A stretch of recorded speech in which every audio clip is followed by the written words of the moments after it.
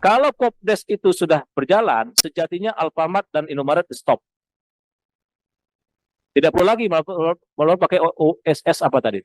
Saya kira pemerintah harus berpihak, Pak. Buat apa kita membangun Kopdes tapi Alfamart sama Indomaret atau sejenisnya merajalela? Yaitu artinya ya tidak apple to apple sebenarnya. Kalau mereka sudah sangat besar, sangat monopoli selama ini, ya tentu akan menjadi ancaman bagi Kopdes. Saya setuju. Kopdes jalan, Alfamart cukup sampai di situ, Pak. Sudah 20.000 lebih Alfamart dan Indomaret. Dan luar biasa tuh merajalelanya. Dia lagi. Betul itu. Kekayaannya sudah terlalu menurut saya untuk Republik ini.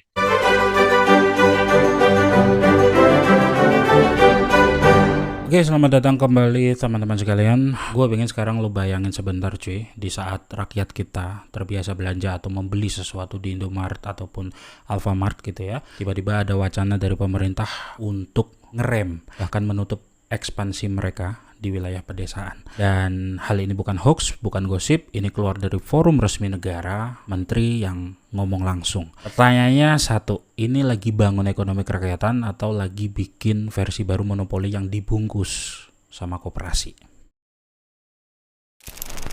Entah ide ini datang dari mana gitu ya cuy, tiba-tiba aja muncul, nggak ada angin, nggak ada hujan. Menteri Desa dan Pembangunan Daerah Tertinggal yaitu Yandri Susanto ngomong soal pembatasan akan ekspansi retail raksasa seperti Indomaret dan Alfamart di wilayah pedesaan. Videonya sekarang viral kemana-mana gitu kan. Padahal itu disampaikan waktu rapat dengar pendapat bareng Komisi 5 DPR RI. Jadi ini bukan obrolan warung kopi, ini forum resmi, ada mikrofon, ada notulen, ada negara di belakang itu. Gak sampai di situ cuy, yang bikin kaget gitu ya, muncul lagi langkah yang bikin gua garu-garu kepala cuy. Pemerintah resmi bilang ekspansi retail modern di desa itu akan direm dan bahkan di stop gitu kan. Menteri Koperasi Ferry Juliantono secara terbuka minta jaringan besar seperti PT Sumber Alvaria Trijaya Tbk dan PT Indo Retail Makmur Internasional Tbk yang kita kenal sebagai pengelola Alfamart dan Indomaret buat nggak lagi buka gerai baru di pedesaan. Jadi ini bukan cuma wacana cuy, tapi udah ada arah kebijakan yang jelas, yaitu tahan dulu, jangan ditambah. Di sini mulai terasa ironinya cuy, di mana pasar sedang mencari jalan, mencari bentuk paling efisiennya sendiri. Pelaku usaha bersaing, konsumen milih mana yang paling murah dan paling gampang dijangkau. Tiba-tiba negara masuk dan bilang cukup sampai di sini aja. Pertanyaan gue sederhana, ini lagi bangun ekonomi kerakyatan atau tanpa sadar lagi menyusun semacam kartel versi negara gitu loh. Karena kalau pemain dibatasi bukan oleh pasar tapi oleh kebijakan, arah kompetisinya otomatis berubah dong bos. Dan gue tahu ini semua dilakukan cuma agar program Kopdes atau Koperasi Desa Merah Putih milik Prabowo Subianto nggak ada saingan. Ya emang wacana ini terdengar manis di permukaan cuy. Secara retorik ini kayak cerita heroik cuy, melindungi yang kecil, besarkan koperasi dan hidupkan desa. Tapi kalau kita tarik ke level struktur ekonomi, ceritanya nggak sesederhana itu bos. Ini bukan soal lo cinta koperasi atau enggak, ini bukan soal anti retail modern atau pro retail modern. Ini soal satu hal yang mendasar, yaitu kita masih percaya atau enggak sama mekanisme pasar yang adil, atau pelan-pelan kita ini lagi membangun ekonomi titipan yang dari lahir aja udah berdiri di atas penyangga kebijakan, bukan di atas daya saing. Kalau sebuah usaha besar karena kompetisi, it's a good point. Tapi kalau gede karena kompetitor dibatesin, itu cerita lain cuy. Dan disitulah diskusinya jadi semakin serius, bukan lagi soal sentimen, tapi soal arah masa depan ekonomi kita sendiri. Sekarang kita masuk ke bagian yang menurut gue paling ironis cuy. Coba lo lihat faktanya dulu dengan kepala dingin gitu ya. Selama ini Alfamart dan Indomaret itu bukan cuma tempat beli sabun ataupun Indomie cuy. Mereka itu simpul distribusi. Mereka bikin harga Indomie di Jakarta dan di Jayapura nggak beda seperti langit dan bumi. Dan itu semua terjadi karena mereka membangun jaringan logistik pakai duit mereka sendiri. Bukan pakai APBN, bukan pakai obligasi negara. Mereka ambil risiko, mereka membangun gudang, mereka atur rantai pasok dan semuanya dari kantong korporasi. Nah kalau sekarang ruang gerak mereka dipersempit di dalam negeri, konsekuensinya sebenarnya simple dan linear cuy. Dan itu akan menjadi sebuah keniscayaan gitu loh.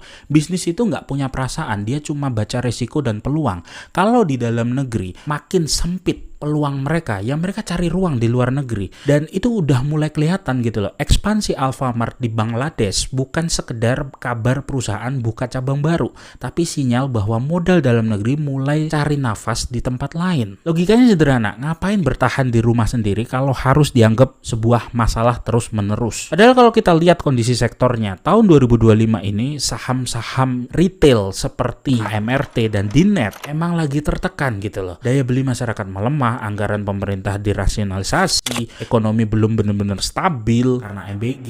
Canda. Artinya apa? Sektor retail domestik lagi dalam fase pemulihan yang rapuh-rapuhnya cuy. Dan di situasi seperti ini yang mereka butuhkan itu kepastian dan stabilitas, bukan tambahan ketidakpastian berupa ancaman pembatasan atau penutupan ekspansi. Jadi kelihatannya seperti logika yang kebalik gitu loh cuy. Lagi sakit tapi ditambahin beban. Lalu muncullah Koperasi Desa Merah Putih, jeng-jeng gitu kan. Katanya ini akan jadi motor baru ekonomi desa, bahkan disebut-sebut sebagai jawaban atas dominasi retail modern. Secara narasi emang terdengar sangat idealis cuy, khas Prabowo banget lah, ya kan, membela ekonomi rakyat, menguatkan desa dan lain-lain. Tapi kita juga nggak boleh lupa sejarah. Kita pernah punya 212 Mart after demo penistaan agama. Kita pernah juga punya OKOC Mart yang ambisius di zaman after Pilgub DKI. Semangatnya luar biasa, dukungan publik besar, tapi di lapangan memble gitu loh cuy. Banyak yang tumbang dalam hitungan bulan. Dan bisnis model seperti ini sebenarnya masalahnya bukan cuma modal cuy, tapi manajemen, profesionalisme, dan kecepatan beradaptasi yang kalah dibanding retail modern. Sekarang kita bicara yang fakta-fakta aja. Menurut laporan media, cuma sekitar 12% pengurus Koperasi Desa Merah Putih yang punya pengalaman kerja di koperasi. Sisanya datang dari latar belakang yang beragam, termasuk aktivis partai dan tim sukses. Ini bukan soal menyerang pribadi cuy, tapi soal kapasitas organisasi. Mengelola jaringan distribusi itu bukan kerjaan simbolik. Ini soal sistem, data, manajemen stok, arus kas, dan efisiensi logistik. Di titik ini, wajar kemudian kalau gua mempertanyakan apakah kapasitasnya udah selevel dengan manajemen retail besar seperti Indomaret ataupun Alfamart. Jadi sebenarnya nggak ada yang salah gitu loh dengan berdirinya Koperasi Desa Merah Putih. Wajar-wajar aja, silahkan gitu loh. Hadirkan opsi beragam ke masyarakat. Koperasi itu konsep lama yang mulia, bahkan jadi bagian dari fondasi ekonomi Indonesia di awal-awal pembangunan Orde Lama dan Orde Baru.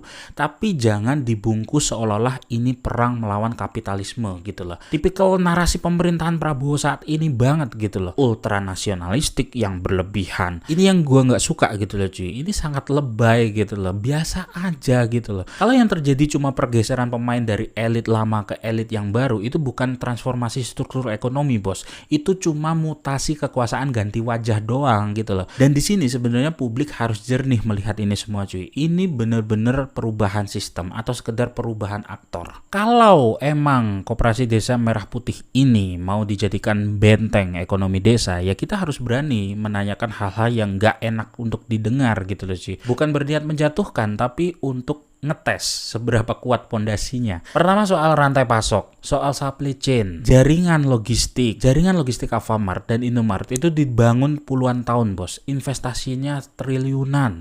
Mereka punya gudang, armada distribusi, sistem stok yang rapi dan semua terukur. Pertanyaannya sederhana, apakah koperasi siap menjamin harga barang di desa terpencil tetap stabil? Jangan sampai ongkos kirim itu mahal, membuat harga Indomie di desa itu jadi 7.000 sebungkus gitu loh. Atau yang lebih parah lagi, barang jadi langka karena pengurusnya lebih sibuk urus administrasi daripada urus distribusi. Logistik itu urat nadi retail dan jujur aja itu bukan urusan sepele. Kedua, soal kualitas dan pilihan konsumen. Retail modern itu bisa bertahan karena orang punya opsi. Kalau pelayanan jelek, barang mahal, konsumen pindah ke kompetitor. Ada kompetisi di situ. Ada tekanan untuk terus memperbaiki diri.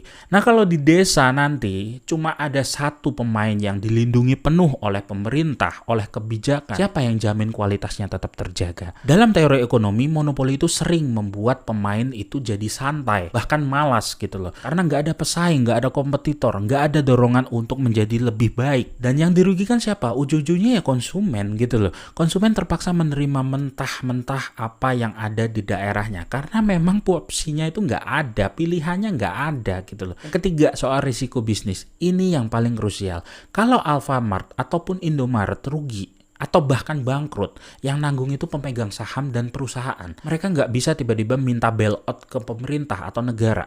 Tapi kalau koperasi besar yang didorong kebijakan ini gagal, apakah pengurusnya akan diminta tanggung jawab pribadi? Tentu saja tidak gitu loh. Atau nanti akan muncul skema penyertaan modal negara darurat yang nantinya dananya didapat dari APBN. Absolutely yes. Kita udah terlalu sering lah ya lihat kasus di mana lubang keuangan ini ditutup pakai uang rakyat.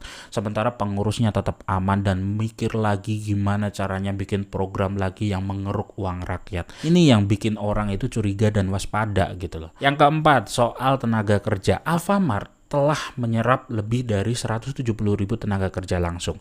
Belum lagi UMKM yang produknya dititipin di rak-raknya mereka.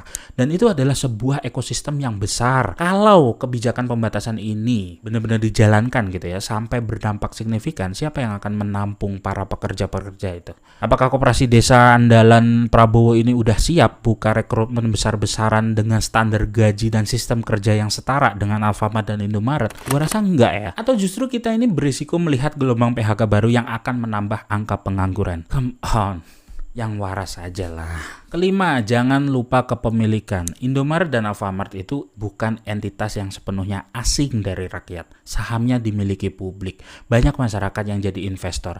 Ada juga skema kemitraan, di mana warga bisa ikut memiliki atau bermitra dalam pengelolaan gerai di daerahnya. Jadi kalau ada kebijakan yang secara langsung membatasi ekspansi atau bahkan menutup ruang usaha mereka, gimana coba nasib investasi masyarakat yang udah terlanjur masuk ke mereka? Itu uang real, bos, bukan angka di atas kertas gitu loh. Jadi sebelum kita teriak ini demi ekonomi rakyat, ada baiknya semua pertanyaan ini dijawab dengan jernih. Karena membangun benteng ekonomi ini bukan cuma soal niat baik, bos. Ini soal sistem, kapasitas, dan siapa yang akhirnya menanggung risiko kalau eksperimennya ini gagal. Ada satu hal yang menurut gue sering banget kelupaan sama para pembuat kebijakan cuy. Pasar retail itu nggak cuma satu jenis, nggak sesimpel ini harus gede dan itu harus mati, enggak. Bahkan Dirjen Perdagangan Dalam Negeri dari Kemendak sendiri pernah bilang retail modern sama koperasi itu sebenarnya punya pangsa pasar yang berbeda. Retail modern fokus jual produk pabrikan, barang-barang yang fast moving gitu ya, sistemnya rapi dan terstandar. Sementara koperasi idealnya jadi tempat produk lokal yang naik kelas, ngangkat produk UMKM, hasil tani, produk hasil warga sekitar dan lain-lain. Jadi sebenarnya mereka ini bisa hidup berdampingan gitu cuy, nggak harus saling sikut, nggak harus saling injek dan apalagi saling bermusuhan, saling bunuh gitu loh. Masalahnya kebijakan yang terlalu populis cuy, sering dilihat secara ekonomi kayak permainan menang kalah. Seolah-olah kalau retail modern tumbuh berarti koperasi pasti tercekik dan lain-lain. Kalian aja yang kurang baca gitu loh. Padahal di ekonomi modern yang dicari itu ekosistem, bukan gladiator arena gitu loh. Semua bisa punya peran. Retail modern bisa jadi off-taker, bisa menyerap produk UMKM binaan koperasi dan bantu distribusinya lebih luas gitu kan. Koperasi juga bisa belajar soal manajemen stok, logistik, sistem kasir, efisiensi operasional dari retail modern. Kolaborasi ini biasanya jauh lebih produktif daripada konfrontasi gitu loh. Tapi ya gitu, dalam praktiknya naluri kekuasaan sering lebih suka narasi konfrontasi. Karena kalau ada lawan bersama, ceritanya jadi dramatis gitu loh cuy. Emosinya jadi gampang kebangun dan publik lebih gampang digiring. Sementara kalau kita ngomong soal kolaborasi itu kurang seksi secara politik. Padahal justru disitulah ekonomi bisa tumbuh lebih sehat. Jadi pertanyaannya bukan lagi siapa yang harus disingkirkan, tapi kenapa opsi kerja bareng ini malah jarang banget jadi pilihan utama. Bayangin ekonomi ini seperti pertandingan sepak bola cuy. Di lapangan ada dua tim yang siap main, sama-sama mau menang, sama-sama udah latihan, sama-sama keluar keringat. Pemerintah itu harusnya jadi wasit. Oke, tugasnya jelas, jaga permainan tetap adil, nggak boleh ikut nendang bola, apalagi cetak gol buat salah satu tim. Fair ya. Tapi yang sekarang terlihat, wasitnya malah kayak pengen turun ke lapangan gitu loh. Bahkan lebih parah lagi, siap memberi kartu merah ke pemain yang terlalu lincah. Cuma biar tim yang belum bisa cetak gol dapat penalti terus. Di titik ini pemerintah harus jujur sama dirinya sendiri. Mau jadi wasit yang kredibel atau mau jadi pemain yang modalnya kekuasaan. Kalau mau jadi wasit, ya fokus aja jadi wasit. Bikin iklim usaha yang sehat. Retail modern dikasih ruang tubuh, operasi juga didampingi biar kuat dan profesional. Yang lemah dibantu supaya bisa bersaing. Bukan dibantu dengan cara menjegal yang sudah kuat gitu loh. Karena kalau yang lemah terus disangga tanpa pernah dilatih berdiri sendiri, dia nggak akan pernah benar-benar tumbuh dan benar-benar kuat gitu loh. Ambil contoh, kalau misalnya Kopdes nantinya sukses, apakah itu bisa dilihat sebagai kesuksesan? Of course not. Itu hanya karena sang wasit udah menyingkirkan hambatan, rintangan, dan duri di jalan sebelum dia benar-benar jalan gitu loh. Sampai sini bisa dipahami ya. Tapi ini semua akan beda ceritanya cuy kalau pilihannya jadi pemain. Ya siap-siap aja konsekuensinya. Modal itu nggak punya perasaan, gue bilang sekali lagi. Tapi dia punya insting. Investor bisa membaca arah kebijakan. Kalau mereka merasa aturannya ini udah nggak netral, kalau kebijakan lebih didorong oleh siapa yang paling keras teriak demi rakyat daripada siapa yang paling efisien dan bermanfaat untuk konsumen, ya mereka akan cari tempat lain lah yang lebih ramah iklim bisnis mereka. Sesimpel itu. Dan ujung-ujungnya yang paling berdampak dari semua ini bukan bos retail. Mereka bisa bawa ke Bangladesh, Filipina, atau negara lain yang lebih welcome dengan bisnis mereka. Dan yang kena justru rakyat kecil di desa gitu loh bos. Kalau distribusi terganggu, harga naik, dan kalau gerai tutup, tenaga kerja bingung cari kerja. Orang-orang yang dulunya kerja di retail modern malah harus antri di balai desa, berharap direkrut Kopdes yang kapasitasnya belum tentu siap dan standar gaji yang belum tentu sama. Ekonomi itu bukan dibangun pakai pidato atau slogan. Dia butuh logistik yang rapih, manajemen yang bersih, dan persaingan yang adil. Koperasi mau besar, silahkan banget. Gue pribadi nggak ada masalah, gue nggak larang gitu loh. Tapi kalaupun harus besar, besarnya karena bisa bersaing di lapangan yang sama. Bukan karena lawannya disuruh keluar dari stadion sebelum pertandingan dimulai. Dan sejarah sudah sering menunjukkan cuy, tim yang menang karena dibantu wasit nggak pernah dihormati sebagai juara sejati. Jadi kalau ada ide pembatasan sampai penutupan ribuan gerai retail modern, wajar kalau banyak yang bilang itu langkah yang ngawur, keliru, dan nggak perlu diteruskan. Karena kalau dari pondasinya aja udah salah, yang roboh nanti bukan cuma satu tim, tapi satu ekosistem yang waras. That simple.